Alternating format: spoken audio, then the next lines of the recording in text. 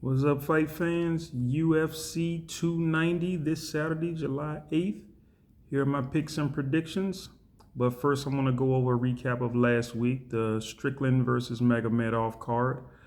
I ended up down 1 unit, which is actually, I can't say it's a bad thing because that fight card had a lot of major upsets. Oh, man. And who on earth knew Magomedov was only going to have 3 minutes of cardio in a 5-round fight against Strickland? I mean, that was just insane. Strickland didn't touch him in the first round almost, and he had nothing for Strickland in the second round. Absolutely absurd. Didn't see it coming. Didn't see Boehm, Ishmael Boehm, getting beat down like that. That was just unbelievable. Other than that, man, I was so impressed with Grant Dawson. That guy is going to be a force to reckon with and a direct threat to Islam Makhachev. I see Makhachev retiring before he has to go head-to-head with Grant Dawson. Grant Dawson is a nightmare wrestler for him. Okay, so UFC 290, I'm going to do something a little bit different. I'm going to give you guys my strongest picks first. And basically, if I have a little time in the video, if I didn't mention it, that means I'm pretty much not going to put my money on it. Right now, I'm just going with the strong picks.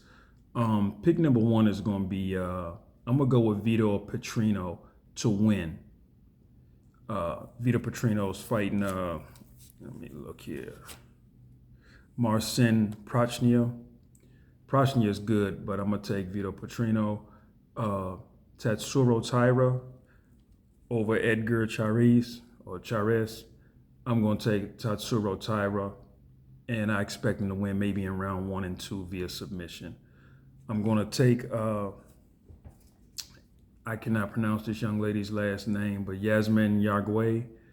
I'm going to take her to win over Denise Gomez. Denise Gomez is tough, though.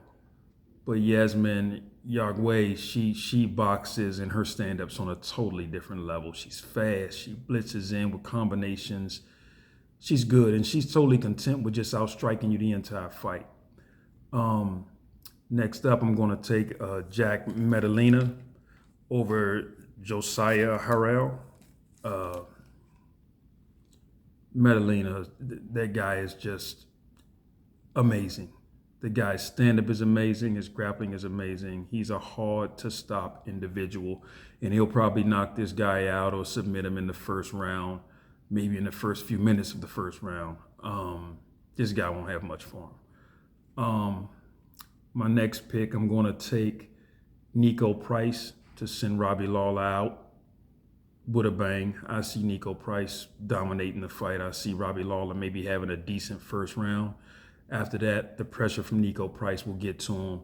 And at some point, it'll either be Robbie Lawler hanging on for a decision to save face, or Robbie Lawler running out of gas and just not having anything left and Nico Price getting a stoppage. Because Nico Price is an in-your-face kind of fighter. And he just keeps coming. Next fight, and I won't even call this a fight, Bo Nickel. They should have a 1-minute prop because he'll probably finish this guy. Bo Nickel will probably finish this guy maybe a minute or two.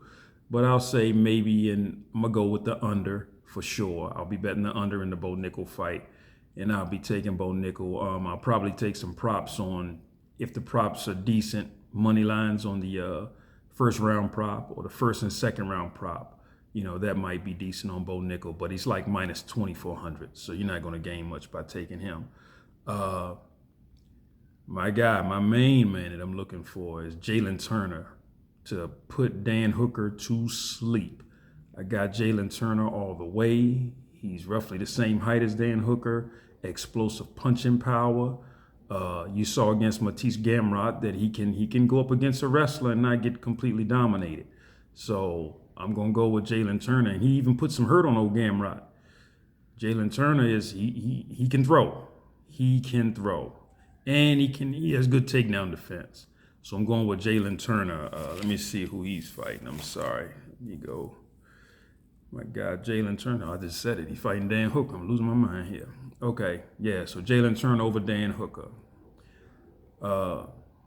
Robert Whitaker definitely over Dricus du Plessis. No ifs, ands, buts, or maybes. Robert Whitaker's the much more versatile striker, and he's just Robert Whitaker's just a much better fighter.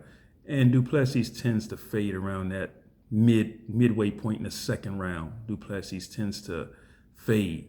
But he's big and muscular, and he can punch. So Whitaker's going to have to be a little careful. But I believe Robert Whitaker has just too many tools in the toolbox for du Plessis to deal with. My next pick, that's going to actually be an upset pick, and that's going to be Alexandre Pantoja. I'm going to take him to beat Brandon Moreno. And the reason why I'm going to take it is because I watched their second fight, and man, his stand-up is on another level. Moreno could do absolutely nothing with him in the stand-up. Even on the ground, Pantoja still can hold his own and is a phenomenal grappler. So I don't know what Moreno plans on doing differently for this fight, but he's going to have to come with something totally different for this guy Pantoja, because Pantoja is a well-rounded fighter, and man, can he box. He can box. He put some hurt on Moreno the last time they fought, and I'm looking forward to him doing it again. So that's my upset pick. Next fight is Alexander Volkanovski versus Yair Rodriguez.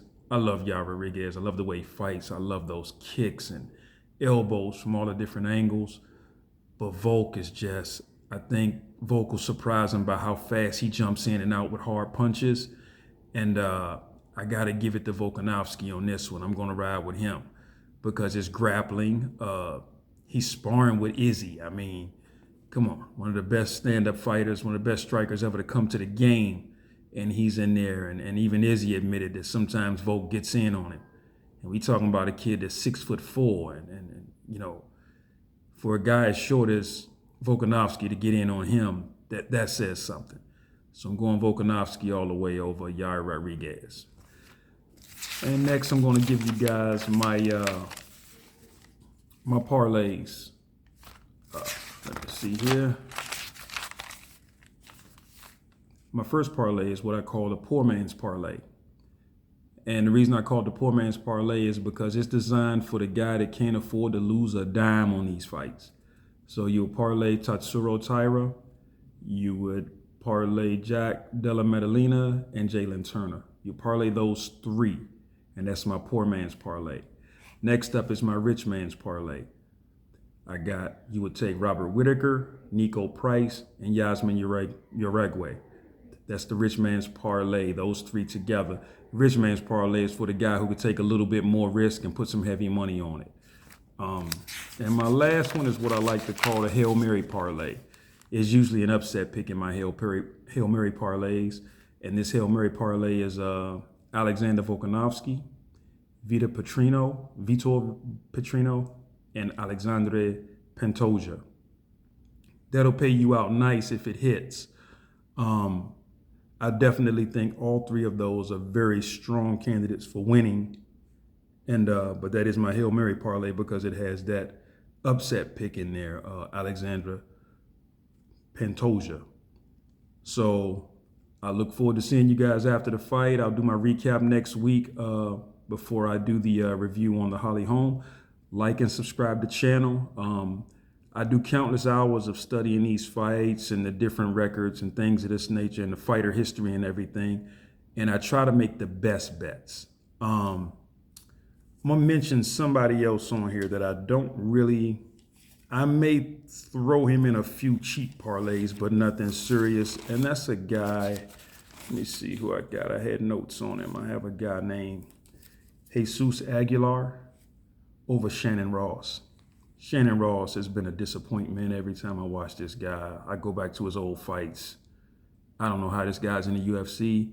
Jesus Aguilar is a come-to-your-face, 75% submissions. This guy, he jumps on you from the time the guy says fight. He's in it. He goes right at you. So I'm going to put a little something on Jesus Aguilar, add him in a few cheap parlays, and see what happens. They don't materialize, no big deal. But the name of the game is to get you guys winning money, not just analyzing fights. It's all about getting you guys winning money because I like to win money. I don't like to throw money away on long crazy shots and make no money doing this. So last week, even with all the upsets, I still was only down 1 unit. Most guys lost their shirts. And fortunately, that didn't happen for me. And usually that doesn't happen for me. I know how to gamble, not just pick fights. So good luck. I hope my picks help you guys a whole lot. Like and subscribe, and I'll see you guys in the next fight. Take care.